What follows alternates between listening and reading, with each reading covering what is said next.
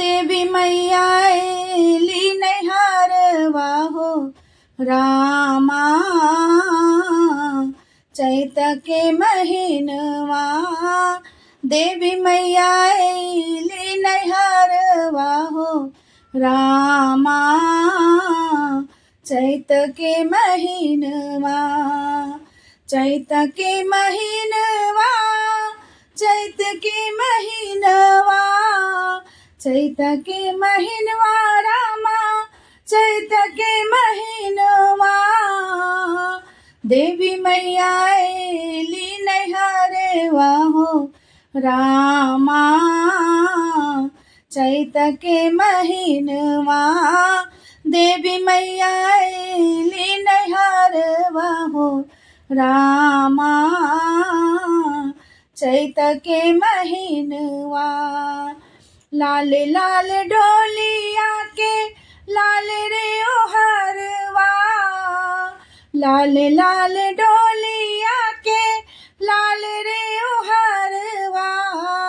लाल हो हरवा हो लाल रे ओहरवा। लाल हो हरवा हो लाल रे ओहरवा। बत्ती लागल कहरवा हो रामा। चैत के महीनवा बत्ती लागल कहरवा हो रामा। चैत के महीनवा देवी मैया एली नैहरवा हो रामा। चैत के महीनवा, चैत के महीनवा हो चैत के महीनवा। चैत के महीनवा हो चैत के महीनवा देवी मैया एली नैहरवा हो रामा। चैत के महीनवा डोलिया के आगे आगे गणपति बबुआ। डोलिया के आगे आगे गणपति बबुआ। गणपति बबुआ हो गणपति बबुआ। गणपति बबुआ हो गणपति बबुआ। हनुमत करे रखवारिया हो रामा। चैत के महीनवा हनुमत करे रखवारिया हो रामा।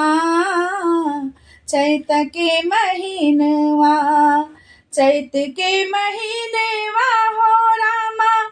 चैत के महीनवा, चैत के महीनवा हो रामा। चैत के महीनवा देवी मैया एली नैहरवा हो रामा।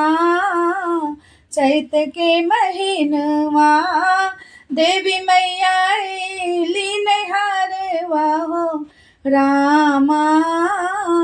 चैत के महीनवा डोलिया से उतरे रे सेवका नगरिया। डोलिया से उतरे रे सेवका नगरिया। सेवका नगरिया रामा। सेवका नगरिया। सेवका नगरिया रामा। सेवका नगरिया घर घर हो खेला पूजनवा हो रामा। चैत के महीनवा घर घर हो खेला पूजनवा हो रामा। चैत के महीनवा देवी मैया एली नैहरवा हो रामा। चैत के महीनवा देवी मैया एली नैहरवा हो रामा। चैत के महीनवा। जय माता दी।